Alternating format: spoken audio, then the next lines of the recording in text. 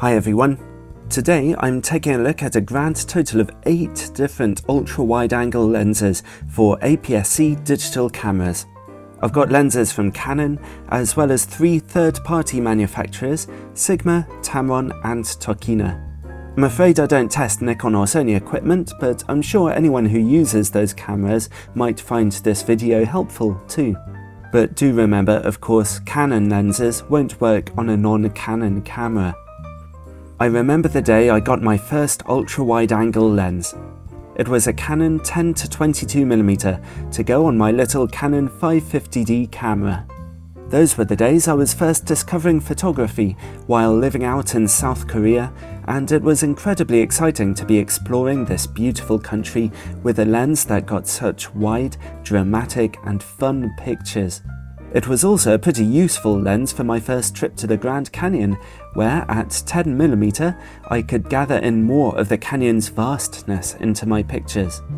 I could also get some interesting close-up shots too, with wide, blurry backgrounds. Ultra-wide-angle lenses that go as wide as 11 or 10mm, or perhaps even wider, are able to give you simply huge backgrounds with dramatically stretched corners. They're also useful lenses for shooting in tight spaces, making small areas look bigger, or for catching the whole picture inside cavernous buildings like cathedrals. For these reasons, a lot of photographers and video makers always try to make sure they have a decent ultra-wide-angle lens in their kit bag. They can be a lot of fun, although some photographers rely on them more than others. I've reviewed all the following ultra-wide-angle lenses carefully in the past. And now I'll try and give you an idea of their strong and weak points, and that might help you to make a decision about what's the best lens for you, if you're on the market for one. I'll be considering these lenses' build quality, the length of their zoom range and brightness of maximum aperture, and their sharpness, which is important for an ultra-wide-angle lens. You want a lens with sharp corners. I'll also consider the quality of their other optical attributes and their value for money. If you'd like more information about any of these lenses, click on the link at the bottom right to see a full and detailed review. Okay then, let's start with the little Canon 10-18mm f4.5-5.6 IS-STM. This is the cheapest lens out of the 8, and it's rather unique in that it's the only one with image stabilization. Image stabilization helps you to get smoother and more professional looking video footage and sharper pictures if you're using a slow shutter speed. It's a nice feature, and along with the lens's very compact size and nice STM autofocusing, it's a piece of kit with fantastic design and build quality. Although there is a lot of plastic in its construction to keep costs down. Its zoom range of only 10-18mm is not particularly flexible though, and its maximum aperture of f4.5-5.6 means that this is a very dark lens. It really doesn't let in a lot of light. However, that unambitious zoom range and aperture are counterbalanced by its sharpness. This is a very sharp lens indeed. As you can see here, at 10mm, the lens is sharp right into the corners of your image, showing only a little chromatic aberration, or colourful highlights on contrasting edges. That's nice picture quality. When it comes to the rest of the lens's optics, it handles flaring and distortion quite well, but it struggles with very heavy vignetting. As you can see here, the corners of your images get rather dark, so you have to turn on peripheral illumination on your camera to brighten them up. At the end of the day though, this lens is incredible value for money, and it's a nice enough performer, so it gets a good overall score of 17 stars. Next up, we have the Canon 10-22mm f3.5-4.5 USM. This is a very nice lens indeed, although at £400 or about $550 it's a little pricey. There's plenty to like about this lens though. It's not too big or heavy, and its build quality is real nice, with a smooth zoom ring and Canon's excellent USM autofocus motor. It's about 10 years old now, but after all these years, it's still just about sharp enough, as you can see in these pictures, but not quite as sharp as some of the other lenses in this comparison. The little Canon 10 to 18mm lens is actually a tiny bit sharper than this, its older brother, but the 10 to 22 works well enough, even into its corners. The rest of its optics can still stand up to other wide-angle lenses.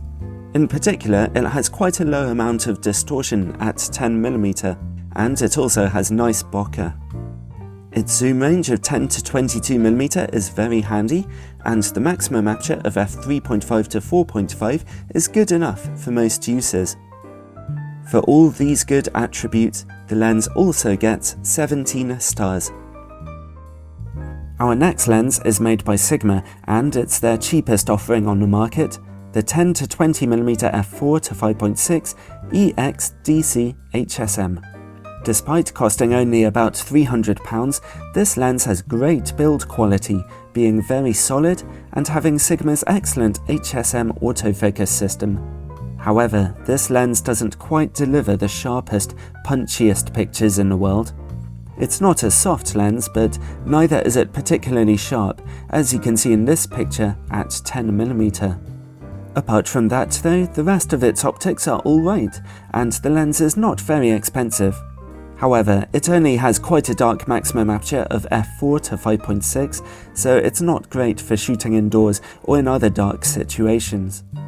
Overall, it's not a very inspiring camera lens, but it's cheap and it'll get the job done for you. 15 stars. Let's look at something a little more fun. That lens's bigger cousin, the Sigma 10 to 20mm f3.5 EX-DC HSM, has a much faster maximum aperture of f3.5 across its zoom range, meaning you can snap away a lot more easily without worrying about the maximum aperture getting darker when you zoom in. The lens lets in a good amount of light, and that makes this a potentially good piece of kit for video work. It has the same excellent build quality as the previous Sigma lens, although it is rather big and heavy, and if you want to use filters, it requires very large 82mm ones, which are expensive. It's a bit of a pain to carry this thing around. In terms of image quality, this is a lens that's very sharp indeed in the middle of its images. However, we can see a lot of problems in the image corners with softness and heavy chromatic aberration, as you can see here. Even if you stop the aperture down to f8, those corners never really get sharp. For an ultra-wide-angle lens, you really do want sharp corners, so that's definitely quite a black mark. The rest of this lens's optics are reasonably good, although it shows a bit more barrel distortion at 10mm than I normally like to see. At £400, or about $600 or €600, it's also a little expensive for what you're getting in terms of image quality. So overall, this lens gets a total of 16 stars. Next up, we have a slightly unique lens, the Sigma 8 to 16mm f4.5 to 5.6 EX-DC HSM. This lens is sought after as it goes considerably wider than the others, as wide as 8mm. That's an amazingly wide angle, and this lens is capable of getting some particularly striking images as a result. The payoff is that it only zooms into 16mm, and its dark maximum aperture of f4.5 to 5.6 means it's another lens that doesn't let in much light at all.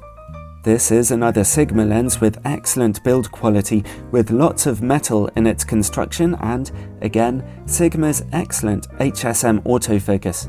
However, it only gets 4 stars for its build quality, as you can't use filters with this lens. For me, that's a huge shame, because I really love my polarizing filters.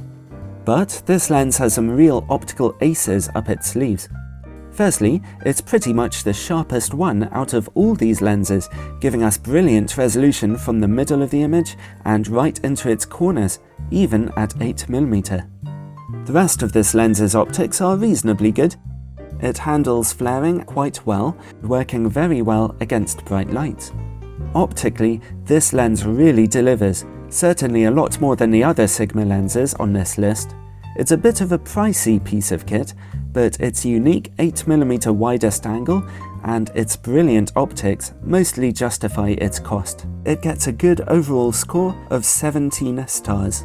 Let's move on to Tamron's offering. The Tamron 10-24mm f3.5-4.5 is an inexpensive lens, comparatively, and it has a very wide zoom range, as well as a good enough maximum aperture of f3.5-4.5, so it can let in a reasonably good amount of light. That makes it a very flexible lens, as well as being good value for money.